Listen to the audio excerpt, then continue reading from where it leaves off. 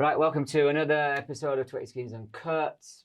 We're here today with two losers. No, we're here today with two lads from Glasgow. I'm supposed to do this because December's the Christmas challenge. Funny that, innit? December. And we're trying to raise money for new churches in Glasgow, and these boys are here to tell us why. But first of all, boys, just introduce people to who you are, where your churches are at. Come on, Tommy. My name's Tommy. I'm from Maryhill. Well, I'm not from Maryhill, but that's where I currently reside and work. So Maryhill, for those who don't know, is a revitalization we took on a couple of years ago now. So Maryhill Evangelical Church, for those of you who know the area, it's in just off the main road on a hill. So I've got used to the hills of Maryhill. They call it Maryhill for very good reason. Fascinating stuff. So Fascinating. Yeah, it's amazing. But you tell that at parties to people, do you? I do. So how many people in Maryhill? The Maryhill's got 10,000 people. It's Wow. one of the kind of biggest schemes of Glasgow, and it's one of the oldest also. So it's kind of spread out over a kind of long area, and it looks almost like there's individual schemes within it as well. But it's 10,000 people. There's a lot of gentrification there, right? Oh yeah, A bit like Niddry. Yeah. I mean, that's a big part of what we do now, and one of the challenges I think we were going to talk about at some point today is that how do people, the government tends to put all new immigrants or asylum seekers all into the kind of housing schemes of Glasgow, and Maryhill receives a lot of that. It's interesting that this is a side issue, but Glasgow seems to receive more immigrants in the schemes than Edinburgh, right? I'm not sure why that is, but Certainly Glasgow gets a ton of them. Yeah. I was in Barlanark when I was there. Am I telling this? Oh, and when I first moved in Barlanark 10 years ago, or first started working in Barlanark, it was pretty much 95, if not more percent, like white Scottish people. Yeah. And today it's massively ethnically diverse. Yeah. Which is the same as right away Glasgow, isn't it? Like loads of Eastern Europeans. When I came to Niddry about 15 years ago, it was pretty much 100% white. And it's only about 90% white now, but you can see the change anyway. Just down the road from you, if I remember, there is some sort of lodge, right? Yeah, where people would of a certain persuasion would gather. That's Rangers, right? Yeah. So there were lots of crying when Gerard went to Villa. Or don't you know? Okay. There's a flag. They have a flagpole, and it's currently flying at half mast. Is it? And is that the reason? Honestly, well, who knows? It's been flying at half mast ever since then. So maybe it's because they got knocked out by Hibs, wasn't it? At the semi-finals. I don't want to say too much because some of them might be listening to this. Yeah. But aren't you a Celtic fan? Me? No, I'm St Mirren, Paisley. Right, Pete. Everyone knows you, but just say it again. So, Pete Stewart, originally from Northern Ireland, just as I said Belfast, but moved over to the west of Scotland when I was 9, and we planted in Barlanark. I think we launched 4 or 5 years ago. And Barlanark in the East End. East End of Glasgow, we schemed 4,000 people, part of the kind of greater Easterhouse area, which was kind of more traditionally one of the roughest parts of Glasgow, but a great place, love it. And we worked for one of the Church of Scotland's in the scheme for I think I was there 7 years, and then we left the plant with 20 schemes, and yeah, it's been good. We actually don't meet in Barlanark just now. Through the pandemic, we lost the wee community centre we were meeting in, and so we've had to, there's a wee old Brethren Hall that have let us use it just a couple of miles down in a different community, so we've got a lot of people living in Barlanark and stuff happening, but we're not meeting there on Sundays. And so how are you? So are you like trying to reach Barlanark and trying to reach Bayleston, or are you just what are you trying to do? Yeah, so our church, I guess we'll come on to this, is kind of weird just now. Like, we are pretty much like 3 little churches in one. So Hope Community Church Barlanark is our name. Most of our members would live in Barlanark as opposed to other places, but we also have now a wee contingent from Bayleston. We've got a new planter, Mike and his family, that's going to separate from us and plant in Bayleston, and we've got another family that we're hoping to send to someone else we're doing in Glasgow. So our kind of church has really been a hub for... That's not Kirkintilloch, is it? Yeah, so Kirkintilloch is the other one. Hairstains is just the excerpts. Is that in Kirkintilloch? Hairstains is the name. That's the church in the school. Yeah, just in the grounds. I love that place. All right, so one of the things that we discovered early on at 20 Schemes, which and do you know it's our 10th anniversary this month? Yeah, I think. 10 years of 20 Schemes. Can you believe that? I can't. I'm impressed. I think with your possible 3 on the go. We've got another go. We could be up to 15 plants within there by the end of next year. So I'm encouraged by our progress, even though I said 20 churches in 10 years, which makes me a failure, by the way. I still think that we're picking up momentum. And one of the things, anyway, in the early days of the research that was striking to us was just how many schemes in Glasgow alone. When we counted it, this was years ago, there was 98. Is that about right? Yeah, we did it recently again. I think it was 97 or 98 came back. So that's in Glasgow City alone. Like there's basically Glasgow City Council's got 600,000 people in it. Yeah. And then the greater Glasgow area has got like up to 1.5 million, I think. And there's a bunch more schemes running about that. Yeah. Would you include Kilmarnock out there? So that's even further right than that as well. Because that is rough out there. So yeah. Yeah, Kilmarnock I think is maybe the most deprived town in Scotland. I think I've heard in terms of. Seems like the further west you keep going, the bigger the problems. And so one of the big things we wanted to, as 20 schemes, as sort of leadership, we were decided that we're going to prioritise Glasgow over the next 5 years. And how we're going to do that is recruit people, which we've been doing. I mean, we would have planted before now, had it not been for the pandemic, but we're going to recruit. We want to pour a lot of financial resources into the city. And we just want to try and make at least a small dent in people who are living out there. That's not to say we're not planning in other places, because we are, but this part of the Christmas challenge, part of the reason for this podcast, part of the stuff where I'll be in the States next year talking, and around the world will be, and on our website we'll be emphasising Glasgow needs the gospel, and Glasgows Schemes are probably among the people who live there, probably among the least reached people in Europe, I would say, right now. We were members of Harper Church when and they did some research, which basically, I think the Barna research for Scotland a few years ago was 2.5% of people, and they were saying that in Glasgow they basically went round and said who's in a broadly evangelical church, and it was 2% of the people of Glasgow, and then they worked out where are the churches. And in so in the west end of Glasgow, more affluent student area, I think they said 4 evangelical churches for every 10,000 people. And then in the east end, where we were, our ward had 1/3 of a gospel church for 10,000 people, which is just a massive disparity. We see that all over Scotland, don't we? But I think in Glasgow, what is it about the west and eastern places? Like the west end of Edinburgh is the same. In the city centre, it's like take your pick, and then the further east you come out, it's just like less and less and less and less and less, and then nothing. Anyway, okay, so we've got these 3 schemes we're currently looking at. Are any other options on the table? Yeah, and there's loads of folk there's loads of people that always get in touch about how can we work in their communities. I guess it's just about seeing where the Lord's going to lead us and we can get the right people on board. And so tell us about you, because we're sort of, transitioning is not the right word, but definitely you're broadening your remit with 20 schemes, aren't you? So tell us a bit I'm about not transitioning, no, but I'll take it on the kind of... Transitioning is a posh middle class word for we're firing you, but moving you to the side, which we're not doing to you yet. No, so I'm still one of the pastors of Hope Community Church Barlanark, but I guess getting to head up the training and planting and stuff like that in the west of Scotland as well, which is exciting. Like I love Glasgow, I'm from Northern Ireland, but it's very much similar type of people. I think, is it Kevin Bridges, the Glasgow comedian guy? It says Glasgow was voted Europe's friendliest city at the same time as the knife crime capital of Europe. And so he says something like it's the kind of place where they might stab you, but they'll take you to the hospital afterwards. Which I like, and it's kind of like Belfast, right? It's that kind of rawness, but banter, they do anything for you, but don't cross them, kind of. And a lot of sectarian divide. Sure. And so, so just on that, because a lot of people are going to be confused about, well, why am I heading it up, or why isn't like the church at Niddry doing it? And the big issue is this: is 20 schemes is growing. We've got half a dozen churches in Edinburgh. We've got you guys out in Glasgow. We've got some up in up towards Dundee, and then further north into Inverness, and then we're going to go further north right up into Wick at some point. But Glasgow and Edinburgh are so different culturally. The makeup. I mean, the issues the social issues we face are the same, but I do not. Those of us who live and work in Edinburgh don't have the same contact base, and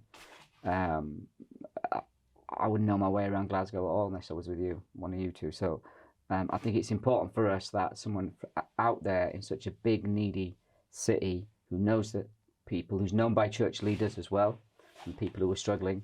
And so, yeah, so I personally am excited because that means it's less work for me. But I think it's exciting that your Barlanark as a church is now becoming a church planting church. And that's, I think, what's more exciting. And I've always been excited about that. I remember like the since first day time, one. Yeah, you're always like, calm down. You need to plant one church before you can plant. yeah. So I Talking love to that. myself. The Lord's been good. I just think, well, But it's amazing. So I think what's going to happen is we're going to multiply quicker now, because the churches we help to plant are now beginning to plant, and I think that's helpful. So, so what is it that you want from our supporters, or what is it that you guys need from supporters going forward?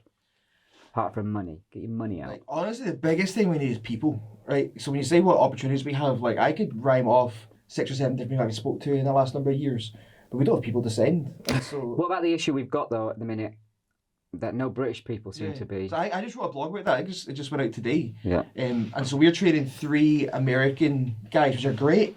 And one of my neighbours this week, or a couple of weeks ago, was like saying, "Oh, you guys really like Americans, don't you?" Mm-hmm. And I kept like, yeah.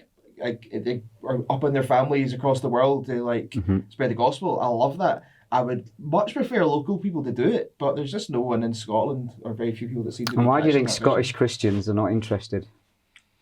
Don't know. I mean, I guess it's like do they see the pathways for that? I mean, I do think that a lot of the still traditional way of doing ministry is you go to Bible college for 3 years, you do an internship in a church, you do people who are already working in the community or living, or maybe haven't got the ability to go to Bible college right now, probably think, well, this is just not for me. And I guess that's what my point of that blog is. I want to see people who are like healthy members who love Jesus, who love the church, who love Glasgow, and maybe never thought they could be the type of person to get to plant a church. I'm like, well, no. Like, and we have started our own theological training. Yeah, exactly. We could do that, but we can do that in the local church. Exactly. Which I think is important. And that's what we want to do in Glasgow. I want to see not just our church to be a hub, but just little hubs of churches that plant churches and can train guys on the job, bring them into the ministry we're already doing whilst we do the training through 20 schemes, and then said they might replicate that. So my hope and prayer is that we find people in Glasgow in the West, or to be fair, Scotland, Britain, that maybe never thought I could be the kind of guy to do that. I've got the vision, got the passion. Yeah. But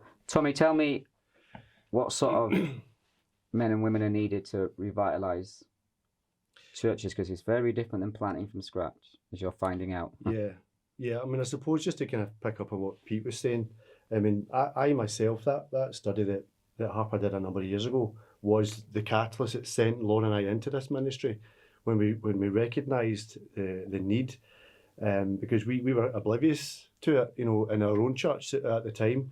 But then we thought there's such a need there. We felt called into to help. But you were a copper. You must have seen some of these places, right? Well, that's right. But the thing is that when you exist in your own church and it seems to be thriving, you're oblivious to that. It's not on your radar. And I think that forms a large part of why, because the schemes of Glasgow or the west of Scotland or any part of Scotland are not desirable places to live. They're the places that when you succeed in life, you leave. You improve your circumstances and you leave. So that's definitely one reason why there's a very small uptake on people to send, because nobody wants to go, and they don't see the need. And even if they see the need, they certainly don't want to go to these places to serve. So revitalisation, I think, to go back to your question, I think revitalisation would be a much more viable option around Glasgow, because there still are quite a number of these mission halls which exist. And they were all planted. I mean, this is a model which we're replicating people done 100 years ago. The churches planted mission halls in the schemes of Glasgow, and they went full circle. Most of them are closed, but there's many still exist there. But revitalisation is a much more viable option than people might imagine, but it's very, very difficult to do. It's a difficult process. Because, Pete, and I wouldn't want to plant a church. It's a calling. You don't want to do it. God calls you to do it and you resist as best you can. But, the blank canvas thing is helpful, but you spent a lot of time, putting together and drawing the canvas up, whereas we go in and it's already drawn up and you trying to burn it down. But you need to be like kind and calm and stuff, don't you? I mean, that sounds boring. Yeah, kind and calm. That's on the that's outside. The two main. That's the two main things you need to be. But there is a difference because some of the, I mean, obviously we swim in a theologically conservative pool, and we're quite clear about that. But there can be a tension. I'm not talking about just you, or even talking about your place. I've done both, revitalised and planted. And in revitalisation, sometimes you're coming into. We say these old mission halls. That doesn't make them theologically sound. A lot of them didn't actually ever become what I would call proper functioning churches with male lead eldership, church membership, discipline, etc. And I think some people, particularly some of the Americans, have come over and I think they've been shocked. They've been like, why are we in a church that doesn't believe, the 5 points of Calvin like we do, or whatever. Well, I mean, we won't get into that. But you see what my point is. My point is, and some guys come over and they're like, they want to do revitalisation, but it's almost like they don't understand just how far back we are theologically. I think when I spoke to some of these guys, I think that they expect revitalisation to be an old dying church that still holds the solid Bible teaching, just older people, and they're not really got the energy to do things these days. And there is some churches like that for sure, but really what we're seeing is more just a whole mishmash of theology. And I came here. This is my 15th year. Can you believe that, right? And it had been in operation as a mission hall for over 100 years, and they had women in. They didn't have elders. These old mission halls. You say that like the churches.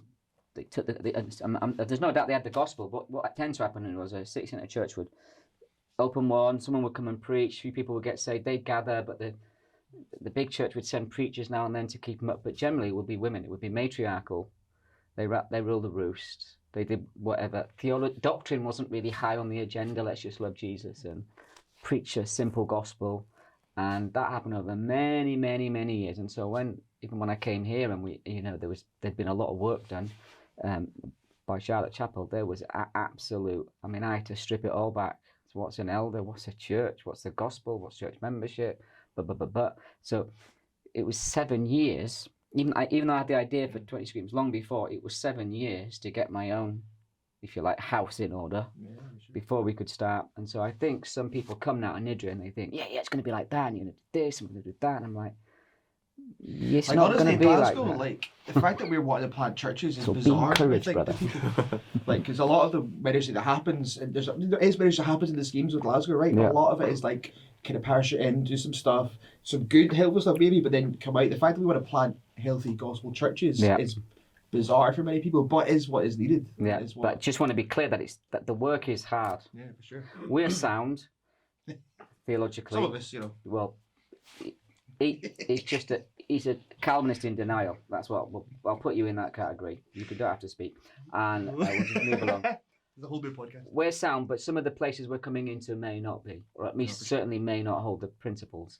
And so I think when we're recruiting people, I think one of the lessons I've learned anyway over the last 10 years is thinking we need to be clear about that. Yeah. Just because we know what we're doing doesn't mean that areas we're going into we're going to find some resistance, and that might be a shock in revitalization. And that's why we need churches like ours that can then train these guys, isn't it? And be that network of support. And because your own church might not be that for 5-10 years, but we are that for you. That's what we want to do as a hub. Yeah. We can support that. So. You happy there, Tommy? Yeah, I mean, I would say that one of the taglines which at the start which drew me towards 20 Schemes as well was planting healthy, gospel-centred churches. It wasn't irresistible grace. It wasn't that tagline. Well, so where'd I go with that? So the healthy gospel-centred churches, because you're right, the mission halls which were planted were there was a common love of Jesus, but there was so many gaps. What I would call gaps in their theology, which made it difficult to sustain over, beyond this generation for sure. So I think if we go back in with that understanding, we're planting healthy gospel-centered churches that built on the foundations, of what church ecclesiology looks like in the scriptures, and take that as we go forward. Yeah, but actually, people are, look, these lots of places we go, they're believers. There's no doubt about that. They're believers. They love the Lord. They love their communities. But I would say that they're malnourished. Mm. We think of the whole counsel of God as there being 5-course meal or whatever, your healthy, balanced diet. They've just been, nibbling on bits. They've been eating McDonald's for 30 years. And I think they need a more balanced, healthier And it diet. could be down to people's misunderstanding of what people in schemes are like, that they're unable to deal with this stuff.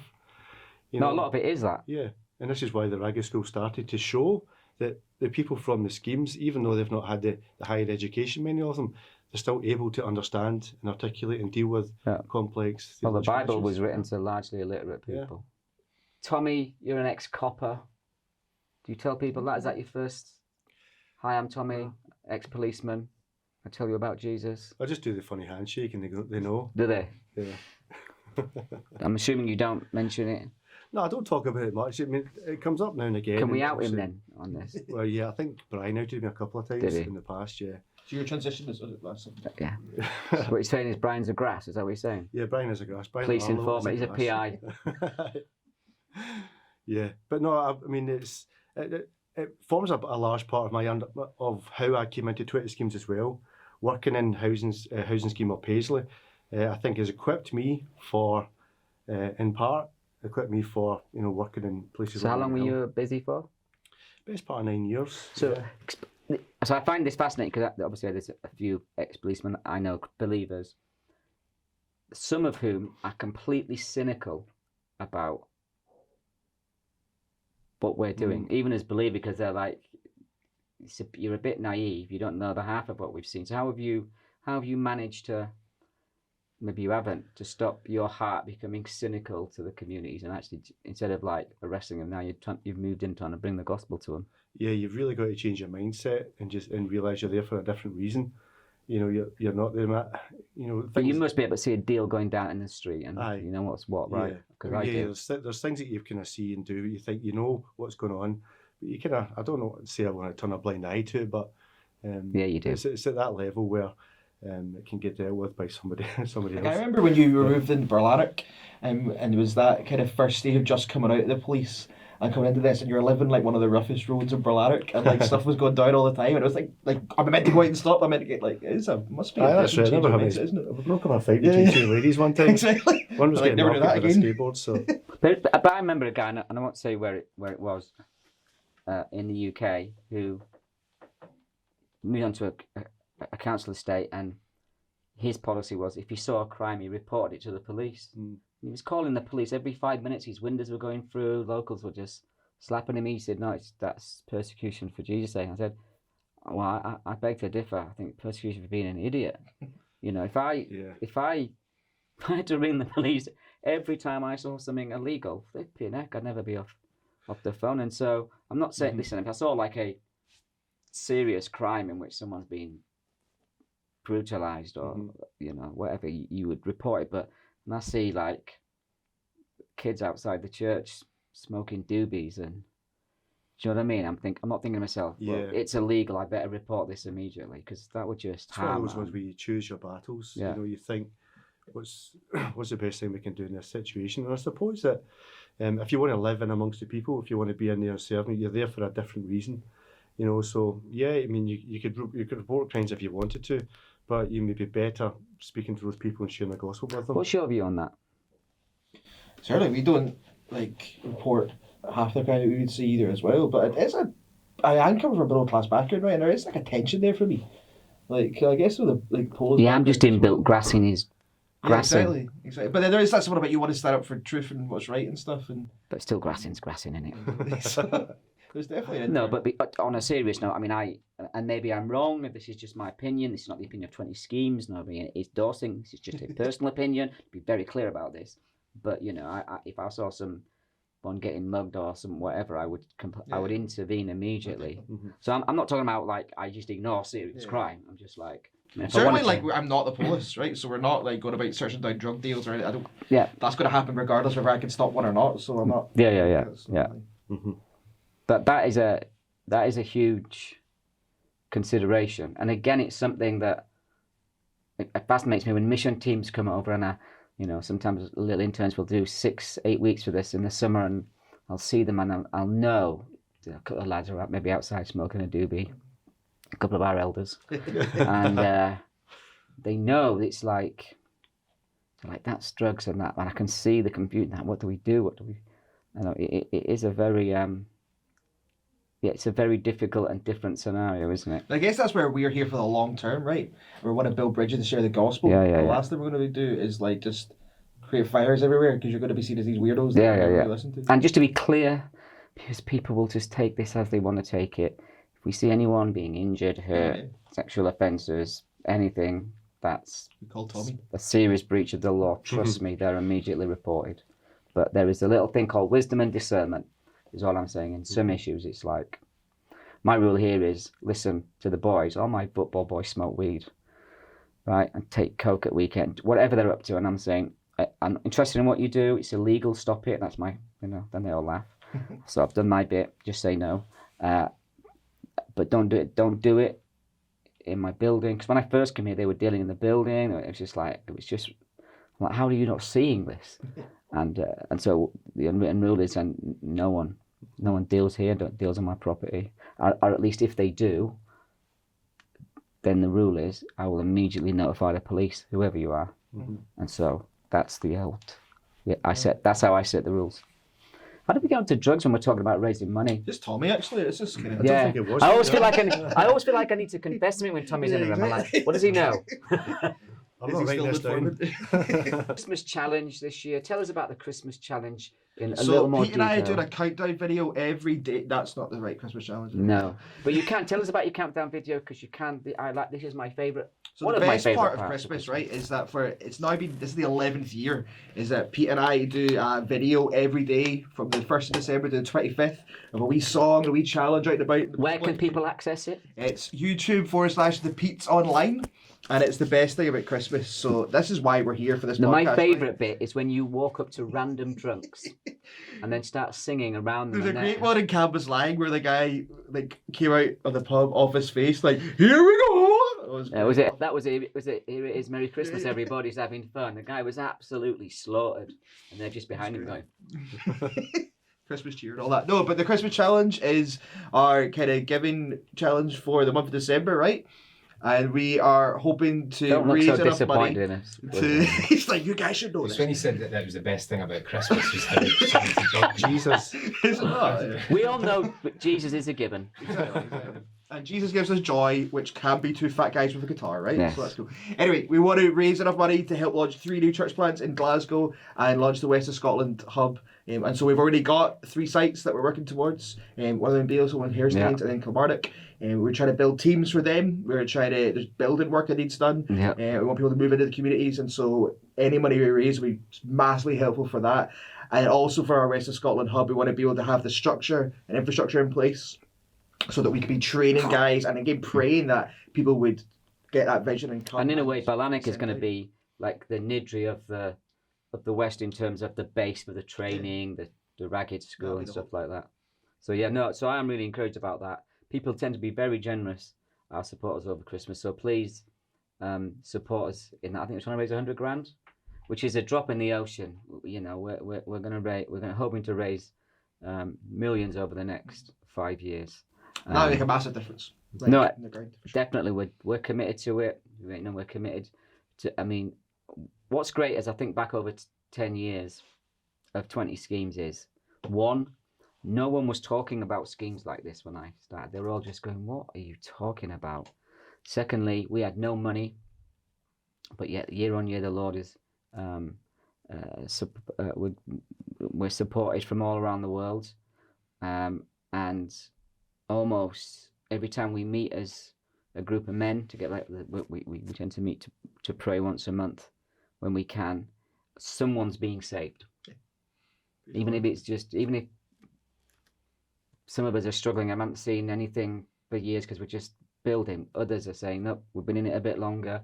We're seeing souls come to saving faith," and that's the good thing. I think I was watching your video on on some, was it on our thing? The video, someone giving their testimony from your Yeah, church. for the weekend. Yeah. Yeah. Oh, Linda's one as well. Yeah, and Linda's that one was as great, well. wasn't it? I thought it was really good. And so, yeah, that's the thing that encourages me. Like, we're going to keep going, we're going to keep doing this. The Lord's at work. And despite the ambivalence of the UK church to what we're doing, God's not ambivalent to the poor in Scotland, is he? And so I'm really encouraged by that. Okay, so give your money. What else we're talking about? That's it. And come. And even Yeah, if you're come. Scottish, And let me plug my book. You can put this link on it, video, whatever you and video the Pete's people do. Online link for the Pete's Online link. My new book. Tommy. Do you got anything to promote? No, I can't think of Okay. anything now. So The Least, the Last, and the Lost now looks like it's coming out in January. I've seen, is it? Yeah, beginning of January. That basically sets out the vision for what we're trying to do, really across the UK. And what I'm hoping is that this will inspire a new generation of young Christians to forego giving their lives to parachurch organisations or organisations that just work, in and out of poor communities, but give their lives to church planting and revitalization. In our community. So keep an eye out for that book. It's coming out soon, and also you'll find details about the massive amount of research we've done into poverty in the UK, and there'll be links on the website, and you'll be able to click on any of the countries in the UK and find out where the poorest communities are, and just give us an opportunity to think about what are we doing as churches and as Christians to reach people on our doorstep who are dying in council estates without Jesus. And that's the real point behind all of this.